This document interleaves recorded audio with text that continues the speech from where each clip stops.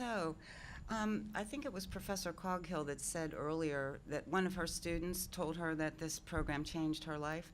Well, I came back as an older person into this program, never thinking anything would change my life, and kind of thinking that I was just coming back for the credential. But I do have to say it changed my life too. So I just kind of wanted to bring in that personal note, especially for those of you who might be older students. All right, so John D'Alessandro is the director of field, and how many of you have accessed our website? How many of you have clicked on field education under academic programs? Okay, so all of us are shown on that website. John happens to be our director. There are 5 of us all told who are full-time that work in the field office. As Professor Coghill mentioned, many schools of social work really don't have a formal field office or a formal field process.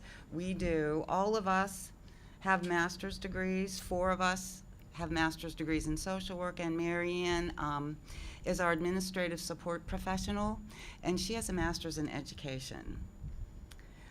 It's true our doors are always open to discuss field issues.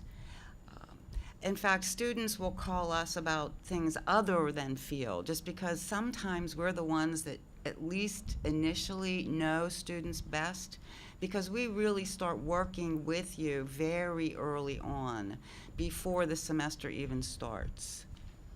Pretty much students have their requests for field placement into us in like May.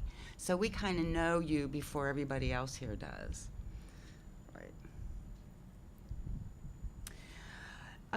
Professor Coghill also mentioned our field instructors. Those are the professionals in the field placement sites that have agreed to mentor you. I'm not sure exactly how many licensed, or not licensed, but credentialed field instructors that we have, but there are hundreds, because we have well over 400 agencies, and at least 1 field instructor at each of those. And at some of the larger agencies, we may have up to 10 field instructors. And most of them have gone through our field instructor orientation, which is a day-long process. And many of them have also gone through shorter programs. They're called SIFIs, Seminars in Field Instruction, in which we focus more on one particular dimension of field instruction. I would say that, well, all of them have at least 2 years experience, and many of them have 20 years experience. Approximately 75% of them are at least MSWs. Many are LCSWs, many are LSWs, and there's maybe 22 or so percent that have masters in a related field.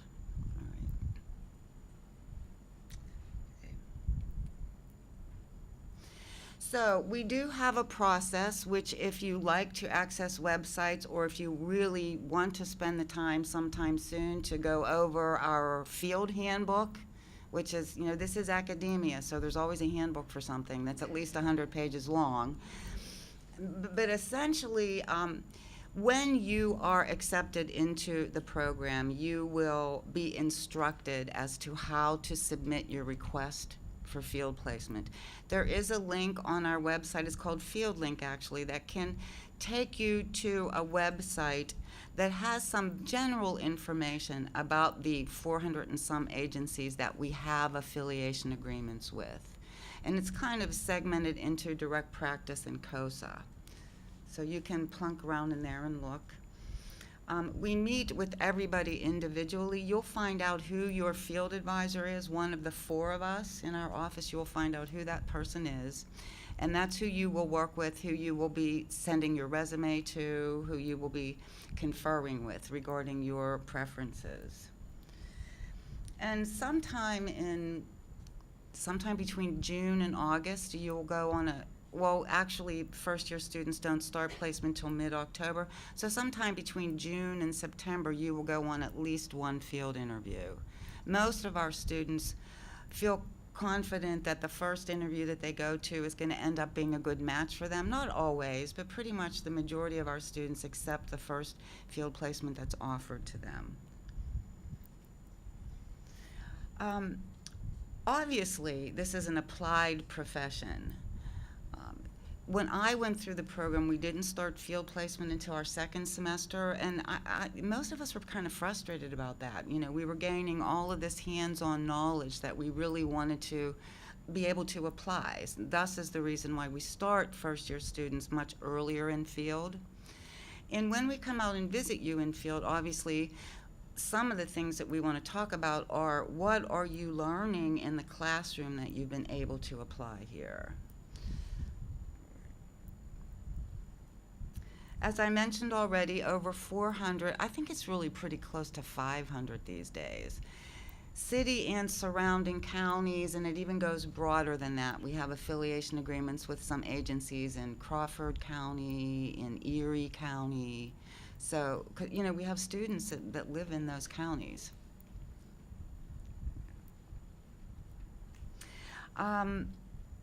Several of the speakers before me already talked about some of the specialties that are available to students if you opt to get a certificate in something.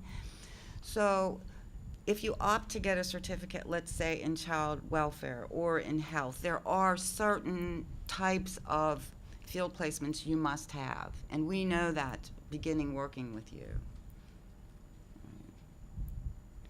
And I mentioned earlier the online field directory. There's the web link there, but if you are on the field education website, you can find that link much easier than typing it in. I'm not going to talk about the bachelor's program because you are going to be MSW students, so let's talk about that. How many of you, there's a group of you that are advanced standing over there, right? So this does not pertain to you, but we will talk about you. We're not ignoring you. And how many of you are part-time or thinking about that you want to enroll part-time? Okay, there's a couple of you. So this doesn't pertain to you either, but again, we won't ignore you. All right, so as was mentioned earlier, almost a third of your education here, be you advanced standing or not, or part-time or full-time, almost a third of your education is in field, 18 credits typically. For non-advanced standing students, 18 of your 60 credits. So each credit in field is worth 60 hours placement. So most of you will do 18 credits of field placement, which translates to 1,080 hours in the field. That's a big commitment.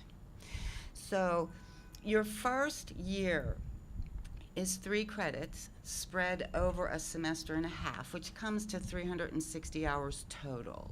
So once you start field in October, mid-October, you're doing 16 hours a week or thereabouts in field placement from mid-October through the spring semester.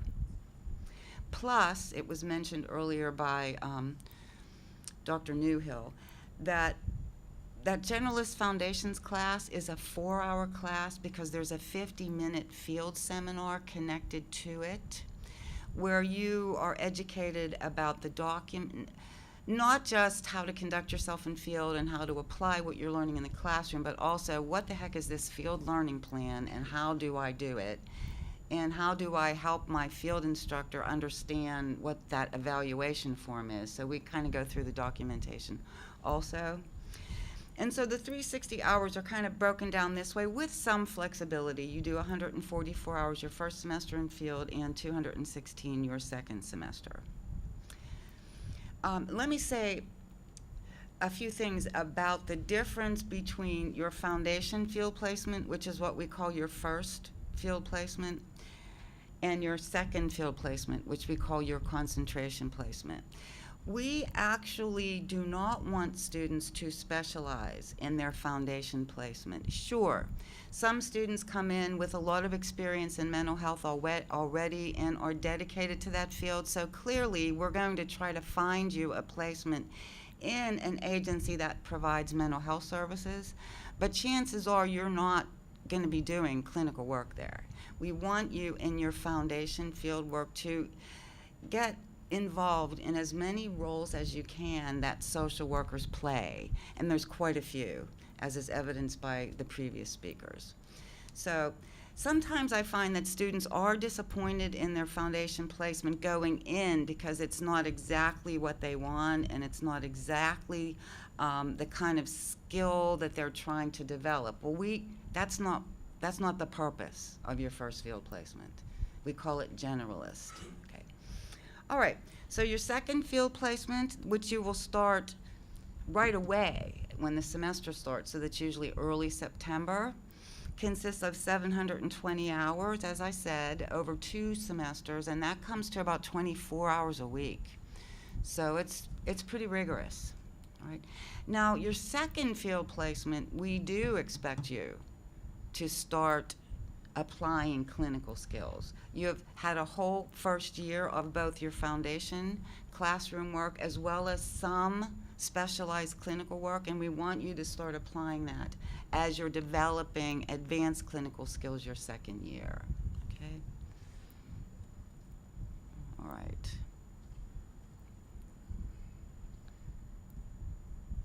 All right, didn't I say that?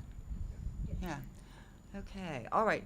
So, for those of you that are interested in part-time, it's already been mentioned that your curriculum takes longer. Part-time students start their field work in the middle of the summer semester. Part-time students typically go straight through all semesters. So your field work would start in the middle of May, and it would continue through that first summer semester and continue through the second summer semester and end at the end of August. And part-time students, like full-time students, that very first field placement, it's still 16 hours a week. Right?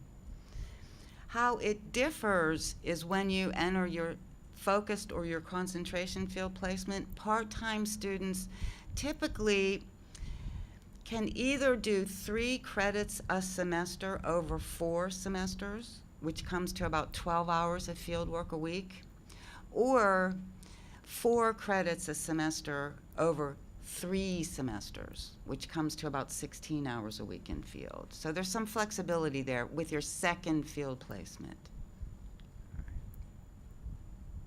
All right, and additional information is available on our website. And yes, we can't wait to meet you personally. And there is John D'Alessandro's phone number.